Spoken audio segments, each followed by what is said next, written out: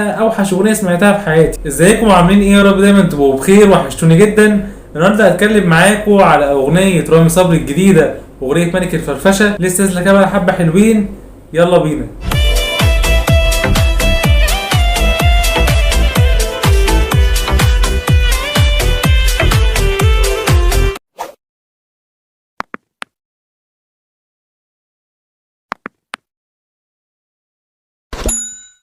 اغنيه رامي صبري الجديده، اغنيه ملك الفرفشه، قلت اطلع اتكلم عليها معاكم واقول لكم رايي فيها. الاغنيه هي من كلمات تامر حسين، ومن الحان رامي صبري نفسه، ومن توزيع شاندي وخليل. عاملين التوزيع مع بعض، كان توزيع مشترك. هي من الاغاني اللي هتشتغل في الافراح وفي مناسبات الفتره اللي جايه كتير جدا. رتمها مقسوم، اللي انا تعبت منها جدا من عمرو دياب ومطربين كتير جدا دلوقتي. حتى رامي صبري نفسه بقاله فترة متجه برضو حتة ان هو يعمل اغاني مقسوم. انا شايف ان رامي صبري من الاصوات الجامدة جدا ومن المطربين الحلوين قوي قوي عندنا، وانا شخصيا بحبه جدا. يعمل اغاني دراما اكتر، ان رامي صبري في الاغاني الدراما بيروح في حتة تانية خالص يا جماعة.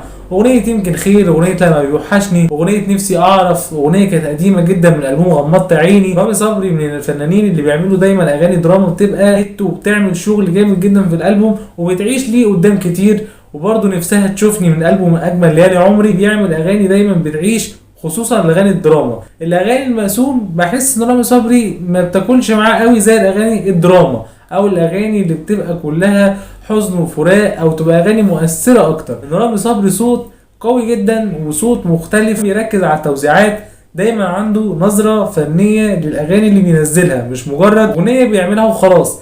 لكن الاغنيه دي انا شايف ان هي قلشت شويه من رامي صبري. شايف ان هي من الاغاني الكويسه، انا ما بقولش ان هي اغنيه سيئه وانها اوحش اغنيه سمعتها في حياتي. هي حلوه لكن مش اقوى حاجه. رامي صبري يعمل احسن من كده، كنت مستني منه يقدم شغل افضل من كده. اغنيه خفيفه ونازله مقسوم وكده، لكن مش هتعيش كتير لسنين قدام زي اغاني رامي صبري اللي معودنا عليها. على مستوى الكلمات كانت بالنسبه لي كلماتها جديده، في قافيه جديده، في شغل جديد من تامر حسين ما يتوصاش في الاغاني اللي بتبقى من النوعيه دي.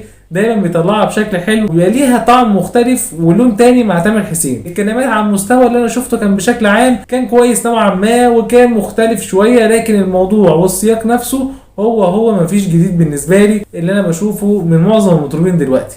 الدلع والغزل وكل الحاجات اللي احنا بنسمعها في الاغاني بتاعت دلوقتي، مش شايف ان في شغل جديد قوي، او ان انا اقول ان الاغنيه دي اقوى اغنيه انا سمعتها رامي صبري الفتره الاخيره. بالنسبه للالحان، انا شايف الالحان كانت معموله من رامي صبري كويسه نوعا ما مع الكلمات، لكن الكلمات بالنسبه لي كانت هي الدراع الاقوى في الاغنيه. شايف ان الكلمات هي اللي كانت عامله شغل حلو قوي. صوت رامي صبري انتوا عارفين بيبقى اضافه لاي اغنيه. بالنسبه لي كالحان بشكل عام كانت مفروض يشتغل عليها بشغل احسن من كده شويه، عايز يتخدم عليها شويه في الالحان. لكن الكلمات كانت حلوه من تامر حسين، احييه عليها. برغم ان الموضوع مكرر، لكن عمله بشكل حلو وبلون تامر حسين اللي معودنا عليه في الاغاني المقسوم. التوزيع كان ما بين خليل وما بين شاندي. التوزيع كان معمول بطريقه حلوه جدا. يعني انا شايف ان من اقوى الحاجات التوزيع، من اقوى العوامل اللي انا كنت شايفها في الاغنيه كانت الكلمات والتوزيع. اللحن كان كويس نوعا ما، لكن التوزيع كان قوي وكان حلو جدا وكان مواكب الاغنيه. ورامي صبري من الفنانين اللي دايما بيعملوا مزيكا جديده، ودايما عنده نظره الاغاني بتاعته او في الالبوم دايما بيبقى عنده نظره والرؤيه الفنيه بتاعته لكل البوم او كل اغنيه بينزل بيها.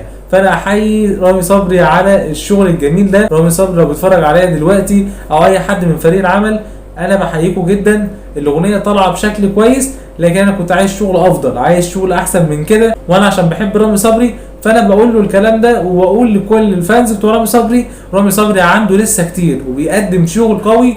فانا شايف ان الاغنيه هي تشتغل في الافراح، تشتغل في المناسبات. اغنيه كلها دلع وغزل، من نوعيه الاغاني اللي بنسمعها اليومين دول في معظم الاغاني اللي بتنزل الفتره الاخيره. هتعمل نجاح كبير، هي هتنجح، بس مش هتعمل النجاح اللي انتوا متخيلينه.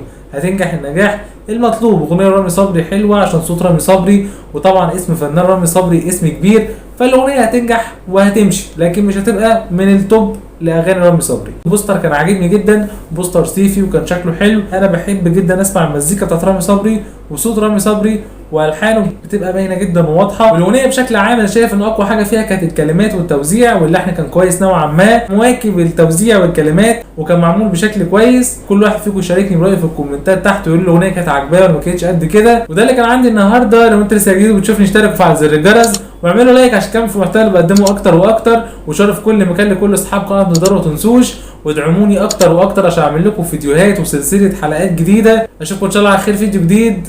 شكرا.